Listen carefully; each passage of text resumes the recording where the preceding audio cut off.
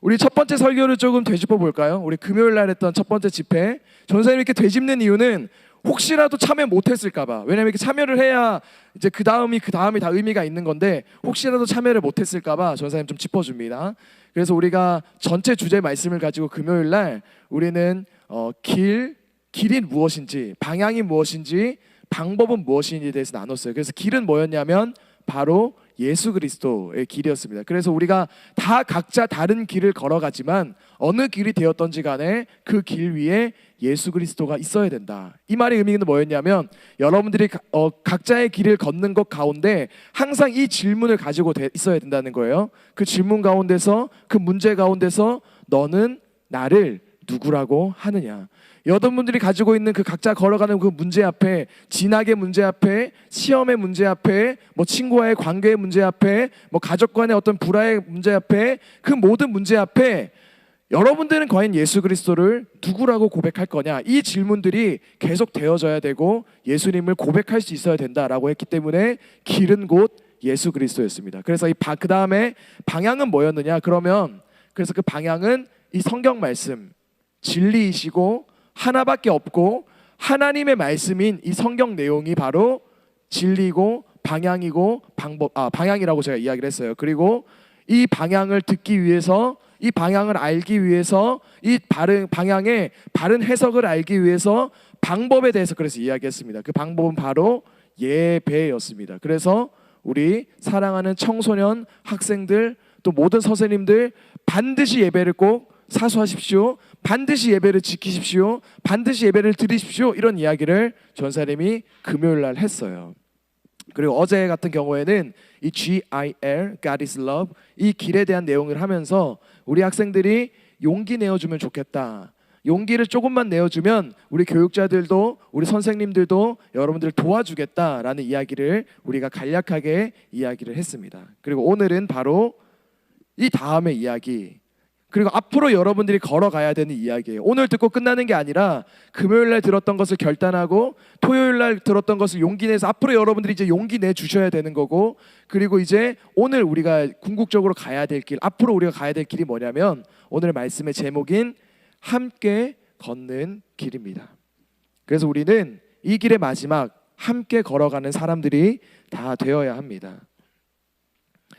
여러분 혹시 국제시장이라는 영화를 봤는지 모르겠어요. 그 영화에 보면 그 영화를 공감하는 분들이 사실 우리 어린이, 우리 청소년 분들, 우리 청년들도 공감하는지 모르겠어요. 아무튼 그런 분들보다 되게 어른들이 엄청 공감을 많이 하는 영화로서 이제 되게 평가를 많이 되어졌어요.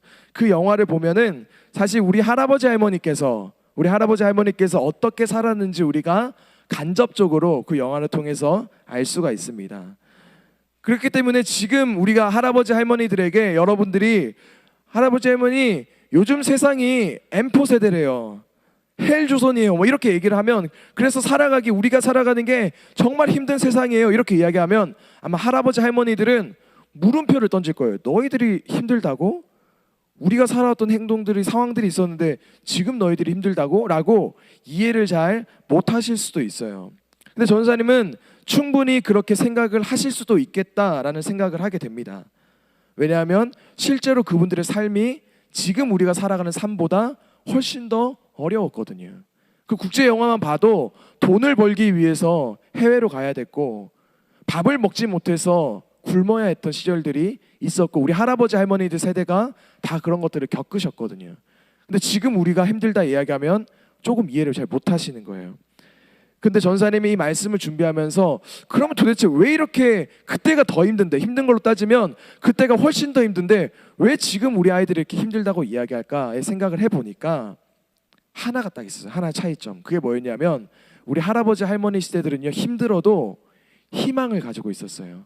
그래서 우리가 잘 알고 있는 뭐 새마을 운동, 잘 살아보자, 우리가 노래 부르면서 힘들게 일을 해도 걱정하지 마, 우리는 조금 힘들어도 우리의 다음 세대들은 잘 살 거야 라는 희망을 가지고 우리 할아버지 할머니들께서 정말 열심히 살아내셨어요. 그래서 지금 우리가 이렇게 잘 사는 시대 가운데 살아가게 되는 거죠. 근데 그러면 왜 우리는 지금 힘들다, 헬조선이다, M4 세대다, 왜 이런 이야기를 하게 될까요? 그 이야기는 뭐냐면 바로 우리에게 할아버지 할머니들이 보였던 그 소망이, 그 미래가 보이지가 않아요. 미래만 생각하면 아무것도 안 보여요. 그냥 암흑 같아요. 뭐 어떻게 살아야 되는 거지? 그래서 난 그 다음 스텝이 뭐지? 앞으로 이 세상 가운데서 내가 어떻게 살아야 되는 거야? 내 미래를 고민해 볼 때 아무것도 모르겠는 거예요. 방향도 모르겠고 아무 방법도 없고 미래만 생각하면 다 암흑밖에 없는 거예요. 그런 시대 속에서 우리가 살기 때문에 우리가 힘이 드는 이 세상 가운데 살아가고 있는 거죠. 근데 여러분 사실 교회도 마찬가지였어요. 교회도 굉장히 힘든 시절들이 있었습니다. 지금도 힘들다 이야기하지만 그러니까 지금은 존재하다가 없어질까봐 힘들다 이런 얘기를 하지만 옛날에는 존재할 수 있을까 없을까에 가지고 정말 힘들었던 시절들이 있었어요. 그런데 그때 교회는 지금의 모습을 이뤄내더라고요. 힘들었는데 지금의 모습을 이뤄냈더라고요. 왜냐하면 그들에게는 소망이 있었거든요. 미래가 보였거든요. 그럼 어떻게 그들의 미래가 볼 수 있었을까? 저는 오늘의 이 말씀을 여러분들에게 이야기해주고 싶어요. 암흑 세상 같다라고 이야기하는 미래가 보이지 않는다는 이 세상 가운데서 선생님 도대체 어떻게 해야 지금 미래가 있는 거예요? 무엇을 바라봐야 되는 거예요? 무엇에 내가 집중하며 살아가야 되는 거예요? 세상은 지금 아무것도 없다고, 미래가 없다고, 칠흑컴컴하다고 이야기하는데 도대체 뭘 보고 살아가야 됩니까? 라고 이야기할 때 오늘의 이 말씀이 여러분들에게 힘이 되기를 주님의 이름으로 축복합니다. 오늘의 이 본문 말씀 룻기서는요 사실 짧은 한 구절입니다. 그래서 전사님이 사실 이 짧은 한 구절이 중요하기 때문에 우리가 읽었지만 전반적인 룻기의 이야기를 우리가 다 알아야 돼요. 그래서 전반적으로 잠깐 이야기를 해주면 여러분 성경책을 가지고 있죠. 성경책을 펴보면 룻기서 앞에 책이 한 권 있어요. 그 책이 뭐냐면 성경책 가지고 있는 친구들 뭐 알겠지만 룻기서 앞에 사사기라는 책이 있습니다. 그래서 우리가 룻기서를 이해하기 위해서는요 여러분 사실 사사기를 이해하고 룻기를 읽어야 룻기서가 도대체 뭔 소리 하는 거야를 우리가 알 수가 있는 거예요. 사사기에서 가장 두드러지게 드러나는 특징이 하나 있어요. 우리 성경 말씀 하나 보여줄까요? 네, 그 다음 점 넘겨주세요. 네, 우리 사사기 17장 6절 21장 25절 똑같은 두 군데인데 똑같은 말이 나오는 게 있어요. 그러니까 아무 중요하겠죠. 당연히 다른 데인데 막 두 군데 나오니까 우리 함께 읽어보도록 하겠습니다. 시작. 그때에는 이스라엘의 왕이 없으므로 사람마다 자기 소견에 오른 대로 행하였더라. 아멘. 선생님 놔두세요. 빨간색 이렇게 쳐놨잖아요. 이 내용이 너무나도 중요해요. 왜 똑같은 내용이 반복되거든요. 사람들이 자기 소견에 오른 대로 살았다라는 거예요. 사사기 시대. 그래서 사사기 시대가 특징이에요. 사사기 무슨 특징? 사람들이 자기가 하고 싶은 대로 자기가 원하는 대로 내 생각이 맞다고 생각되면 그렇게 살았던 때가 바로 사사기입니다. 그래서 우리 성경에는요 사사기를 암흑시대다라고 표현을 많이 합니다. 왜냐하면 사람들이 하나님의 말씀을 가지고 살아가는 것이 아니라 그냥 내 생각이 맞다고 하면 그렇게 살아가는 시대. 그런데 오늘의 말씀을 묵상하면서 준비하면서 들었던 생각이 뭐였냐면 이 사사기의 시대가 오늘 시대 같다라는 생각을 하게 돼요. 우리는 지금 조금 어려운 말 쓸게요. 포스트 모더니즘이라는 표현을 쓸게요. 우리는 지금 포스트 모더니즘 시대에 살아갑니다. 이 포스트 모더니즘이라고 하는 시대의 특징은 뭐냐면요 틀린 것이 없다라는 뜻이에요. 틀린 것이 없어요. 다르다. 모든 게 다 달라요. 그래서 뭘 하나 강요하면 안 되고 뭘 하나 맞다라고 이야기하면 돼요. 너와 내가 생각이 다른 거야. 틀린 거야. 틀리다고 이야기하면 안 되고 생각이 다른 거야. 너 그렇게 살고 싶으면 그렇게 살아. 나는 그냥 내 살 테니까 내 삶에 간섭하지 마. 내가 맞다는 대로 살아갈 거거든. 그러니까 나 가르치려고 하지 말고 간섭하지 마. 이게 지금 우리 포스트 모더니즘 시대 가운데 살아가고 있는 우리의 모습인 거예요. 근데 지금 더 문제는 뭐냐면 이 포스트 모더니즘 참 들어보기 참 좋은 것 같은데 문제점이 하나 있는 게 뭐냐면 바로 이 포스트 모더니즘의 두 번째 특징이 바로 공정과 공평입니다. 이 이야기를 들으면 굉장히 필요한 것 같잖아요. 반드시 해야 되는 거인 것 같잖아요. 공정해야 되는 공정한 사회, 공평한 사회. 굉장히 필요한 거 아닌가요, 전사님? 당연히 세상이 그래야 되는 거 아니에요? 이렇게 이야기할 수 있는데 이 공정과 공평이 뭐예요? 결국에는 내가 손해보지 않겠다라는 세상 가운데 우리가 살아가고 있는 거예요. 내가 생각하는 대로 맞게 살아갈 때 누구든지 나에게 이야기할 때 그것이 공평하지 않고 공정하지 않아 이것은 나에게 필요 없어라고 이야기하면 어느 누구도 그것을 손해보지 않으려고 하는 사회에 살아가고 있는 거예요. 다 좋은 말 같은데 중요한 게 무엇이냐면, 문제는 뭐냐면 이게 약자애들까지도 적용이 되는 거예요. 그래서 힘이 없는 사람들도 그냥 그것이 공정하다 그러면 피해를 받을 수밖에 없는 사회 가운데 살아가는 거예요. 힘 있는 사람들은 그것이 공정하다 않다 그러면 자신이 가지고 있는 권력을 통해서 그것을 공정하게 만들어 버려요. 근데 힘이 없는 약자들은요, 내가 아무리 내 삶을 이야기해도 그것이 공정하지 않아, 내 삶에 피해를 주고 있어라고 이야기하면 그대로 그 피해를 당해야 되는 시대 속에 살아가기 때문에 오늘날 이 시대가 지금 문제가 있는 것이죠. 전사님이 재밌게 봤던 영화 중에 하나에 그 브루스 올마이티라는 영화에서 짐 캐리가 나오는 영화인데 굉장히 오래된 영화예요. 이런 표현 좀 아프네. 아무튼 굉장히 오래된 영화예요. 근데 전사님 좀 재밌게 봤습니다. 그 브루스 올마이티의 영화를 보면요, 이 브루스라는 사람이 주인공인데 자신의 삶에서 느끼는 모든 불행들을 다 하나님 탓을 해요, 이 브루스가. 그래서 무슨 일 막 지나가다가 웅덩이에 실수로 발을 밟거나 뭐 차가 지나가는데 물을 막 튀기거나 이 세상에서 이런 나에게 불행한 일들이 일어나는 모든 것들을 다 하나님 보려는데 다 하나님 탓이에요. 왜 이렇게 나에게 불행한 게 하는 거야? 막 이렇게 막 이야기해요. 그래서 어느 날 영화에서 하나님이 브루스를 불러요. 불러가지고 브루스한테 이야기합니다. 그래? 너가 이제부터 내일 한번 해봐 하고 브루스한테 올마이티, 전지전능함을 전해주고, 하나님이, 이런 표현 좀 죄송해요 하나님, 이런 하나님이 휴가를 떠나요. 그래서 이제 하나님 휴가 가시고 이제 브루스가 하나님의 일을 하는 거예요. 그래서 처음에는 이 올마이티의 능력을 얻고 브루스가 자신의 삶을 위해서 막 사용해요. 막 좋은 차로 막 바꾸고 막 이렇게 하고 있어가지고 옷이 막 바뀌어요. 옷 다 바꾸고 막 좋은 옷도 다 바꾸고 막 모든 걸 다 사용해요. 그래서 막 행복하게 좋게 막 다 사용하고 막 로맨틱, 우리 그 여자친구한테 좋게 하려고 막 달을 막 끄집어 와가지고 달 막 엄청 크게 보여주고, 별이 없는 하늘에 막 별 다 만들어가지고 막 별 다 보여주고 막 그렇게 해서 자신이 편한 대로 좋은 대로 능력을 다 사용을 해요.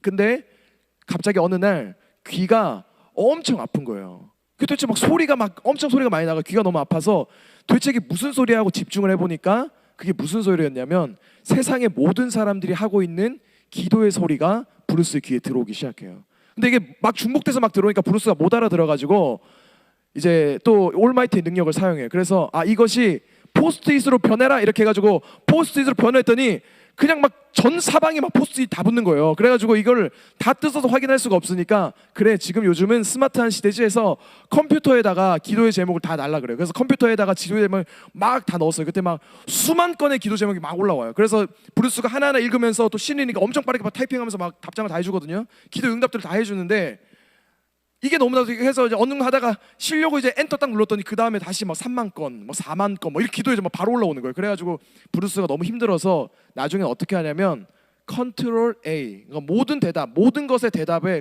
컨트롤 A를 앤서로 누른 다음에 yes 하고 엔터를 눌러요. 그러니까 모든 사람들이 기도의 제목이 이루어지면 뭐 이 세상 행복하겠지 하고 이제 모든 기도의 제목에 yes를 적고 엔터를 눌러요. 그래서 모든 사람들의 기도의 제목들이 이루어지게 됩니다. 여러분 어떻게 될 것 같아요? 여러분 이 세상의 모든 사람들의 기도의 제목들이 응답되면 여러분 행복한 세상이 올 거라고 생각해요? 그 영화에서는 이렇게 표현하더라고요. 또 전사 영어 좋아하니까 Whole town has gone crazy. Whole town, 모든 마을이 has gone, 다 지금 어떻게 되냐면 crazy 됐다는 거예요. 이 세상이 다 미쳐버렸다라는 거예요. 그래서 무슨 일이 막 발생하냐면 복권 1등 당첨자의 뭐 금액이 뭐 17달러, 그러니까 한 2만 원, 복권 1등 당첨자 다 2만 원밖에 못 받는 거예요. 막 사람들이 혼란에 빠지고 막 다 부시고 막 세상이 혼란 가운데 막 빠지는 거예요. 그래서 whole town has gone crazy. 그러니까 모든 세상이 지금 다 crazy 됐다라는 거예요. 미쳐버렸다라는 거예요. 그래서 이제 세상이 혼란을 겪게 됩니다. 그 모습을 바라보고 브루스가 결국에는 기브업해요. 하나님, 저 이거 못하겠습니다 하고 기브업을 할 때 하나님은 브루스를 찾아오는 장면들이 이제 등장을 하는데 나머지 결과는 여러분들이 영화를 통해서 확인하시길 바래요. 네, 그렇습니다. 그래서 이 영화에서 알려주고 싶었던 교훈은 뭐였냐면요, 그러니까 세상 모든 사람들이 자기가 원하는 대로 살아간다고 하면 그것이 마치 자유처럼 느껴질 수 있는데 그것이 결코 자유가 아니라 오히려 무질서와 혼란을 가지고 온다라고 하는 것을 이 영화에서 얘기해주고 있는 것 같아요. 그런데 바로 사사시대가 그러한 시대였다라는 거예요. 사사시대가, 왜냐하면 사사시대가 다 자기가 하고 싶은 대로 하는 살아가는 세상이잖아요. 그러니까 그 사회 속에는 무질서가 만연하고 혼란들만 만연하는 사회가 바로 사사기의 시대였다라는 거예요. 그런데 이 사사기의 시대를 배경으로 하고 있는 게 바로 룻기. 그러니까 룻기가 사사 시대 속에 등장하는 룻이라는 사람의 인물의 스토리거든요. 그 사사 시대. 우리 한 절 말씀 한 번 더 보겠습니다. 룻기서 1장 1절 말씀. 우리 빨간색 부분만 한번 읽어보도록 하겠습니다. 시작. 사사들이 치리하던 때에. 그러니까 이 룻기가 언제 시대냐면 사사 시대인 거예요. 그러니까 사사들이 치리하던 사사 시대에 이 룻기가 살아가고 있는 거예요. 그래서 이 룻기는 어떤 내용으로 전반적으로 이제 흘러가냐면 이러한 암흑기, 아무것도 없는 이 상황 가운데서 하나님의 심판으로 인해서 이 세상이 흉년이 됩니다. 그러니까 먹을 것이 없어지는 시대가 되어져요. 그래서 이 룻기서에 등장하는 엘리멜렉과 나오미가 부부인데 이 두 부부가 더 이상 이 땅에서 못 살겠어. 유다 땅에서 못 살겠어. 이제 우리 옆에 있는 모압 나라로 가서 살자. 왜냐면 여긴 이미 다 흉년 들어가지고 못 사니까 모압 나라로 하자 해서 이 사람들이 모압 나라로 도망을 가요. 그래서 거기에서 아들인 말론과 기련이 있는데 너무 필요 없는 내용이긴 하지만 말론과 기련이 있는데 이 아이들이 모압 사람들 이방인인 거죠. 모압 사람들과 결혼을 해요. 그래서 말론이 누구랑 결혼하면 룻이랑 결혼을 하고 그리고 기련이 누구랑 결혼하냐면 나오미랑 결혼하게 됩니다. 그래서 이 가족이 이제 형성이 되는 거예요. 오르바랑 결혼하네. 오르바랑. 그리고 나서 이제 시대가 지나고 나서 나오미는 시어머니인데 내가 잘못 이야기했어. 오르바랑 기련이 결혼을 하고 룻이랑 말론이 결혼하고 나오미랑 엘리멜렉이 지금 부부인 거예요. 그래서 갔는데 아무튼 그런 가족을 이제 이루게 됐는데 이 모압 땅에서 도망친 거잖아요. 하나님의 심판을 도망쳤던 이 룻의 그 나오미의 가족이 이 모압 땅에서 심판을 피하려고 하는데 심판을 받아요. 그게 뭐냐면 엘리멜렉이 죽고 말론과 기련이 다 죽습니다. 남아있는 게 이 가족에 누가 남아있냐면 3명 남았어요. 지금 나오미랑 룻이랑 오르바 이렇게 3명 남아있는 거예요. 그래서 이 나오미가 이렇게 이야기합니다. 나는 얘들아 며느리들아 나는 이제 고향으로 돌아가야 될 것 같아. 나를 더 이상 지켜줄 수 있는 남편도 없고 아들도 없어서 나는 이제 내가 보호를 받기 위해서 고향으로 돌아가야 될 것 같아 라고 이야기하면서 너희들은 이미 남편들을 다 잃어버렸으니까 너희들 각자의 삶을 살아가렴 이렇게 이야기하는데 룻은 정말 중요한 성경의 구절을 고백을 얘기하면서 나오미를 따라서 이방인인데도 불구하고 베들레헴 땅 유다에 있는 베들레헴 땅으로 돌아가게 되고 오르바는 결국에는 이제 모압 땅에 남아서 자신의 삶을 살게 됩니다. 이제 2명 남은 거예요, 여러분. 2명 남았어요. 누구냐면 나오미랑 룻 이 2명 남은 거예요. 그래서 이제 베들레헴 땅으로 다시 돌아오는데 베들레헴 땅에서 살아가고 있는 유다인들의 입장에선 지금 룻은 어떤 사람인 거예요? 모압 사람, 이방인인 거예요. 이방인. 그 이방인이 지금 이 나라에 갑자기 들어오게 됐어요. 근데 당시 이 사사 시대에는요, 지금 아니에요. 한참 남았는데, 네. 한참 남았어요. 지금 이제 이 베들레헴 땅에 이제 들어오게 됐는데 중요한 건 뭐냐면 사사 시대에는 이방인들을 정말 싫어했습니다. 유대인 사람들이.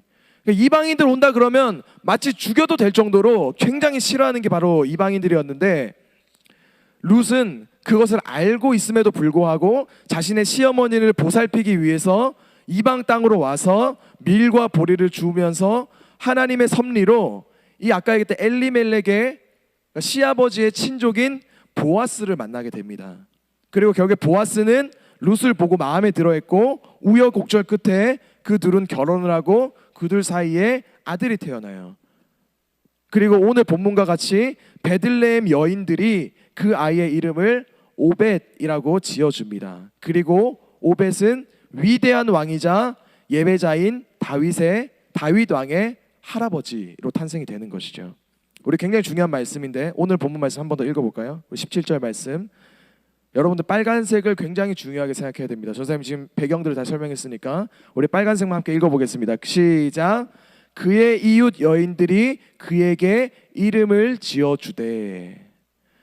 아까도 얘기했잖아요, 주님. 여러분 이방인들을 싫어해요. 유대인들은 사사 시대에는요. 이방인들을 굉장히 싫어하는 시대예요. 근데 이방인이 지금 왔는데 그 지역 베들레헴에 잘생긴 훈남, 부자 훈남이 지금 보아스라는 사람이 지금 룻이랑 결혼했다고 하니까 사실상 우리가 상식적으로 생각해 보면 지금 이 이방 여인은 유대 사람들한테는 사실 시기의 대상이 될 수 있어. 아, 쟤 뭔데 와가지고 쟤 뭔데 와서 보아스를 우리 잘생긴 훈남 보아스를 뺏어가는 거야. 나랑 결혼해야 되는데.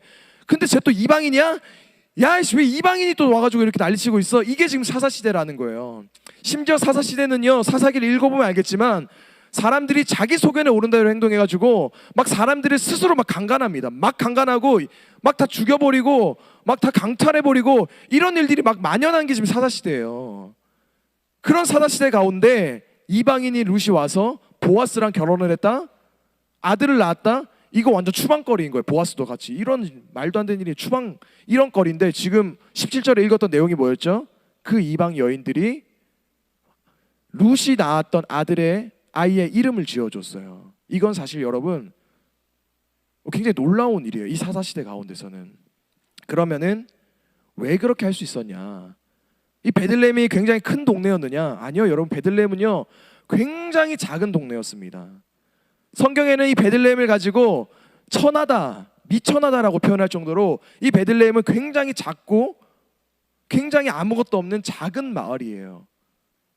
근데 이 작은 마을에 살고 있는 사람들이 전체 나라가 사사시처럼 살아가기 때문에 지금 다 그렇게 살아가는데 이상하게 이 작은 마을에 살고 있는 사람들이 룻에게, 이방인들에게 호의를 베풀어요. 이 내용이 뭐죠? 하나님의 말씀이었거든요. 너희들은 이방의 객들을 호의해줘, 챙겨줘. 이거 레위기 하나님의 말씀이었거든요.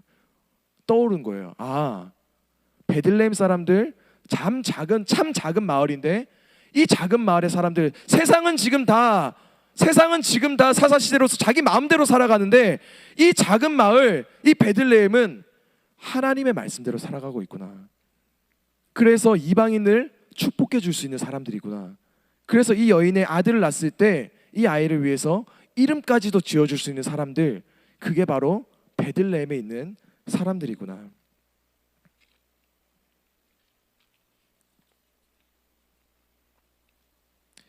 이 코로나 시대 속에서 한국 교회가 망할 것이다 라고 많이 예측을 많이 한다고 합니다. 근데 전사님 그런 생각했습니다. 한국 교회가 망하지 않을 수 있는 방법이 있다.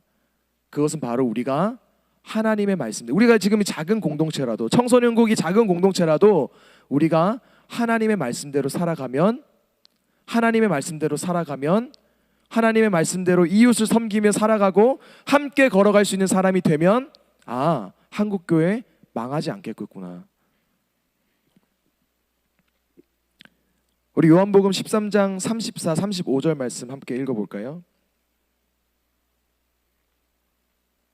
네, 우리 요한복음 13장 34절 35절 말씀입니다. 우리 함께 그 자리에서 함께 읽어보도록 하겠습니다. 시작. 새 계명을 너희에게 주노니 서로 사랑하라. 내가 너희를 사랑한 것 같이 너희도 서로 사랑하라. 너희가 서로 사랑하면 이로써 모든 사람이 너희가 내 제자인 줄을 알리라. 아멘. 이 35절 말씀 그대로 내주세요. 35절 말씀을. 전사님과 아내가 같이 개인적으로 좋아하는 영화가 있어요. 그게 뭐냐면, 아마 여러분 이 영화는 좀 알 수 있을 것 같아요. 영화는 뭐냐면 About Time. 이 정도는 알지? 그쵸, 알죠? 오케이. About Time이라는 영화예요. 그 영화에 보면 무슨 내용이에요? 과거로 이제 막 사람들이, 그 주인공이 과거로 돌아갈 수 있는 능력을 가진 사람이에요. 그래서 같은 날을 살면서 만족스러운 하루를 보내는 내용들이 이제 About Time에 등장을 합니다. 그리고 그 영화의 마지막은 이렇게 이야기하더라고. 더 이상 주인공이 과거로 돌아가는 능력을 사용하지 않고 하루하루 최선을 다하며 살아가는 걸로 결론을 짓습니다. 그래서 전사님도 사실 그 내용이 너무 감명 깊어서 전사님 그 카톡 배경화면에 다시 거의 좀 오랫동안 이제 About Time의 마지막 장면을 이제 넣어놨어요. 그 대사가 뭐였냐면 이런 대사였습니다. 나의 특별하면서도 평범한 마지막 날이라고 생각하며 완전하고 즐겁게 매일 지내려고 노력할 뿐이다 라고 이제 이야기를 하더라고요.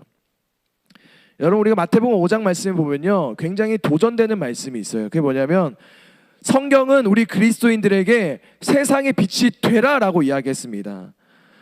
세상의 빛이 되어라 라고 이야기하지 않았어요. 너희는 세상의 빛이다 라고 이야기를 했죠. 그러니까 이미 여러분들한테 얘들아 앞으로 너희들 세상의 빛이 되어라 라고 이야기하지 않고 마태복음 5장은 정확하게 이야기해요. 너희들은 이미 세상의 빛이다 라고 이야기를 했어요.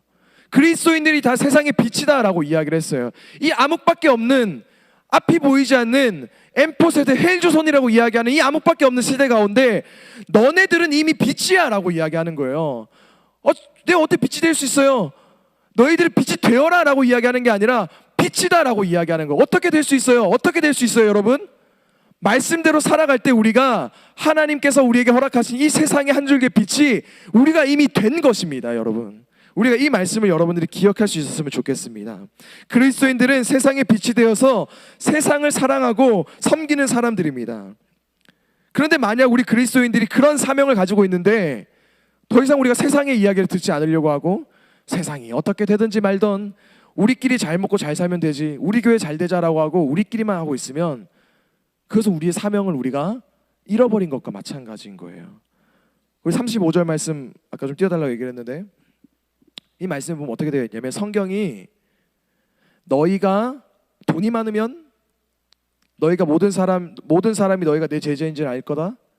너희가 찬양이 좋으면 너희가 설교를 잘하면 이렇게 이야기하지 않더라고요. 뭐라고 이야기하죠? 너희가 서로 사랑하면, 시대의 아픔을 바라보고 치유하며 사랑하면, 그 사랑하면 너희가 내 제자인 줄 사람들이 알 거야. 찬양을 잘하면, 설교를 막 잘하고 교회가 막 부흥되고 교회가 돈이 많으면 세상이 우리를 안다? 아니요, 그게 아니라 너희가 서로 사랑하면, 그러면 너희가, 세상 사람들이 너희가 내 제자인 줄 알 거야 라고 오늘 이야기를 한다는 거죠. 전사님 최근 아니죠, 우리 교회에서 그 부흥회 할 때 들었던 목사님 설교의 내용 중에 예화였는데 굉장히 감명 깊어서 전사님 그대로 가져왔습니다. 전사님 읽어드릴게요. 토니 캄플러라고 하는 목사님이 하와이 호놀룰루에 갔다가 경험한 일입니다. 미국 본토와 하와이의 시차로 인해서 새벽 3시에 이 토니 캄플러 목사님이 일어났다고 해요. 잠이 안 와서 바깥에 산책하러 갈 겸 나왔는데 새벽 3시니까 웬만한 가게들이 다 문을 닫은 거예요. 근데 저 호텔 저기 앞에 되게 허름한 식당이 하나 문이 열려 있어가지고 그 식당으로 들어갔는데, 그 식당에 들어갔더니 이게 하와이가 습도가 너무 높으니까 메뉴판을 받았는데 그 메뉴판을 열어보는데 막 손이 막 쩍쩍 달라붙는 거예요.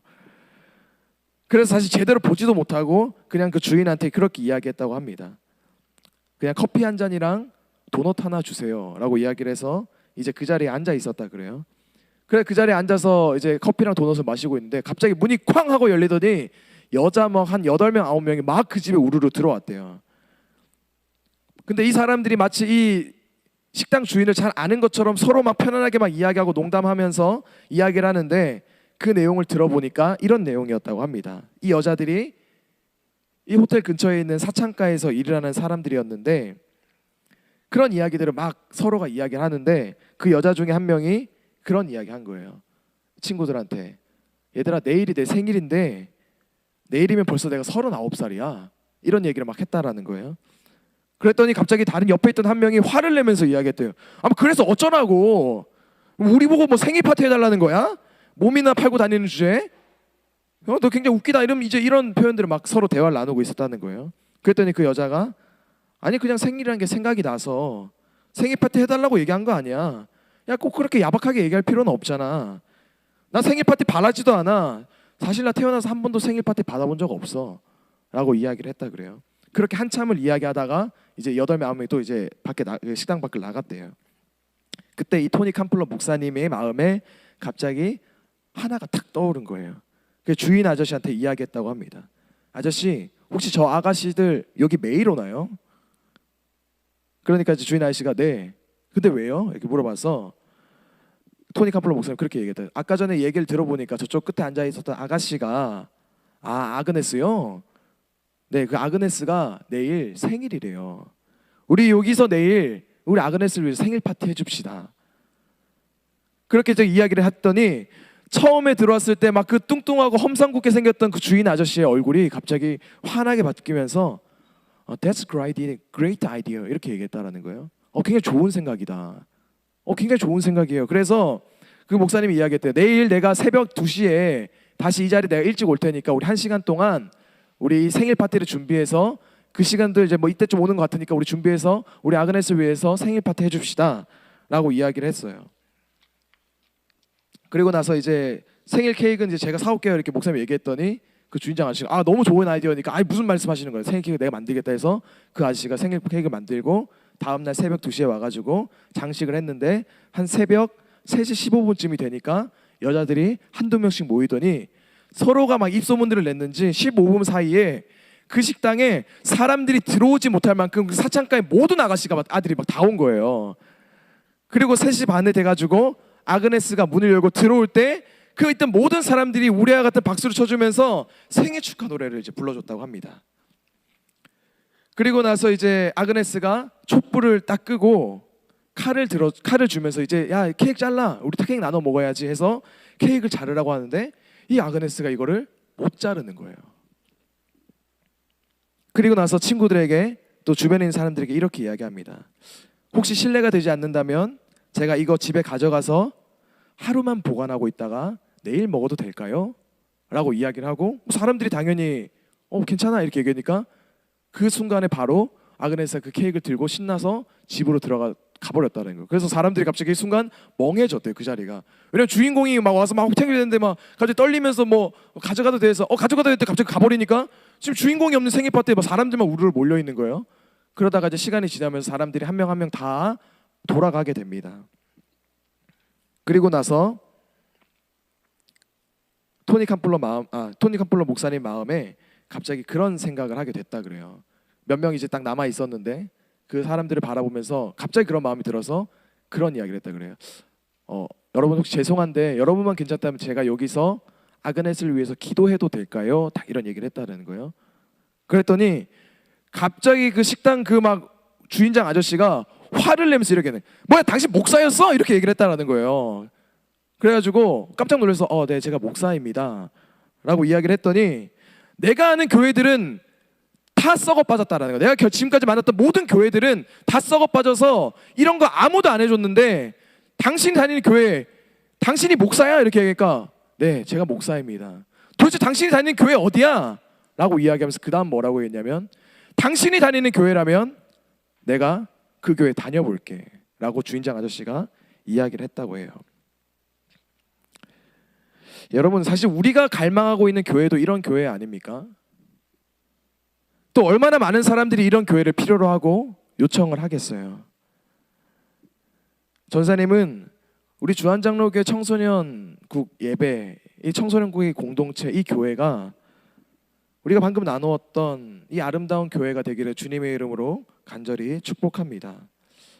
예수님께서 꿈꾸셨던 교회는 인종, 문화, 성별, 나이, 학벌의 차이가 없는 교회, 인생의 어떠한 실패도 돌이킬 수 있게 만들어주는 교회, 어떤 큰 죄를 범해도 주님 앞에 회개하고 그 사랑이 느껴지는 교회, 세상의 어느 곳에서도 환영받지 못하는 사람들을 위해서 생일 파티 열어줄 수 있는 교회, 그런 교회가 우리 주님께서 원하시는 교회 아닐까요?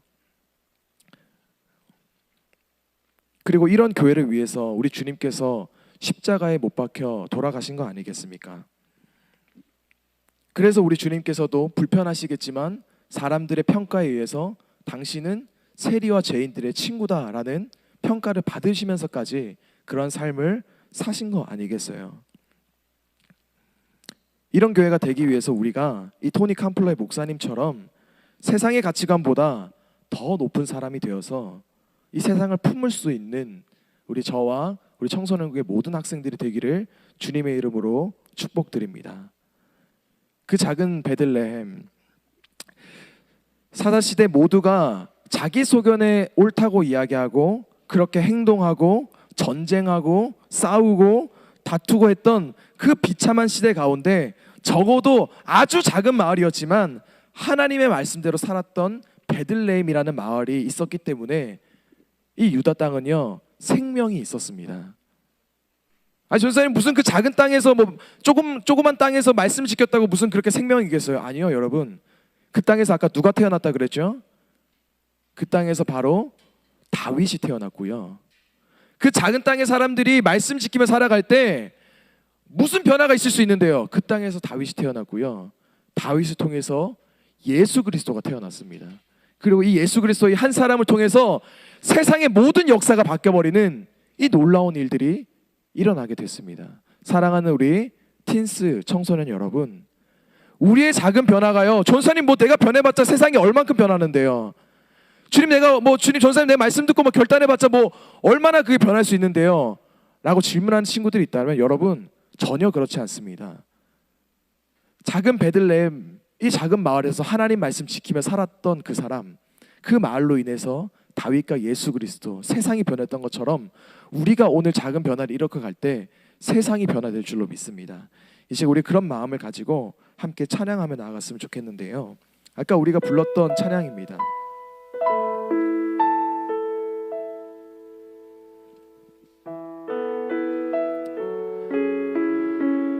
우리 고린도전서 말씀에 보면 이 교회가 건물로서의 교회를 의미하지 않고요, 건물로서 교회를 의미하지 않고 여러분 한 사람 한 사람이 다 교회라고 이야기를 합니다.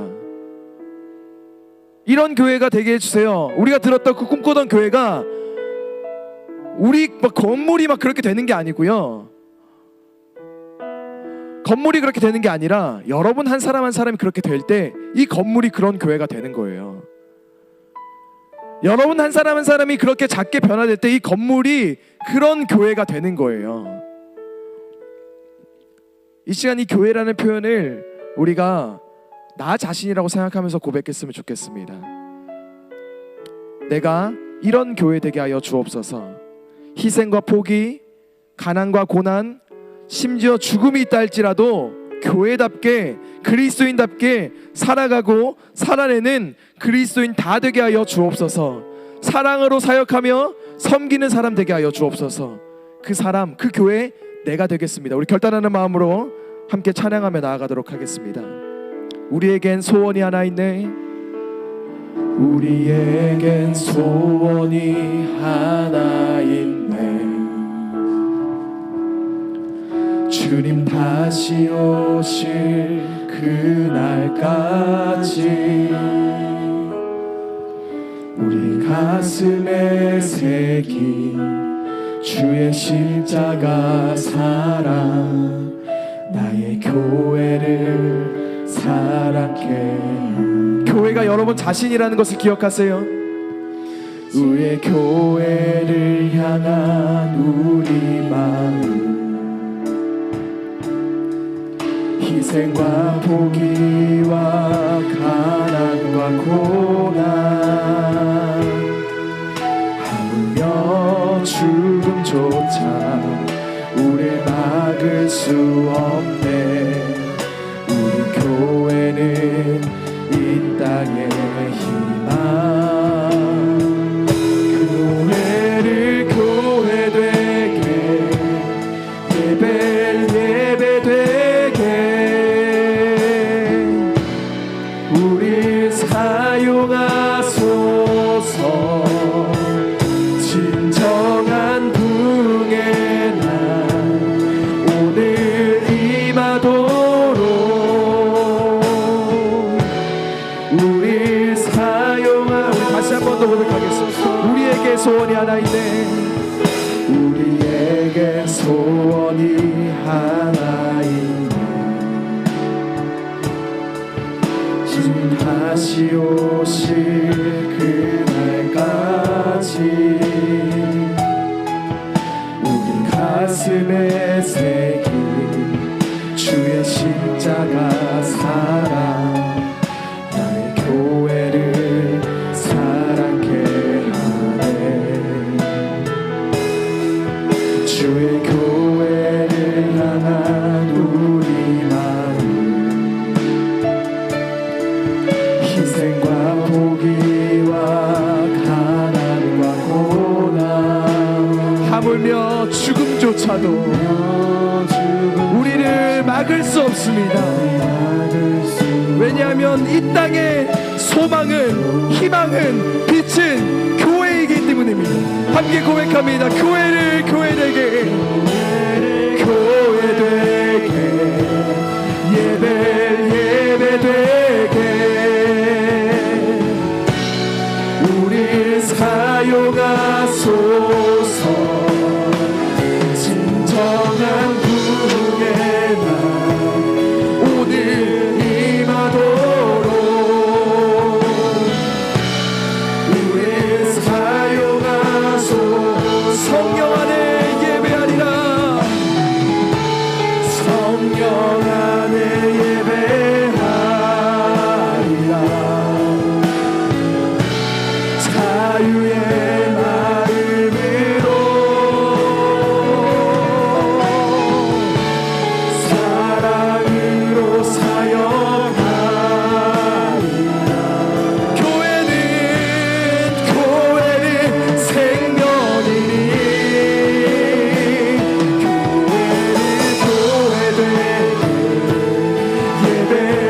예배되게 우리 사용하소서. 진정한 부흥의 날 오늘 임하도록 우리 사용하소서. 이제 우리 함께 결단하며 기도합시다.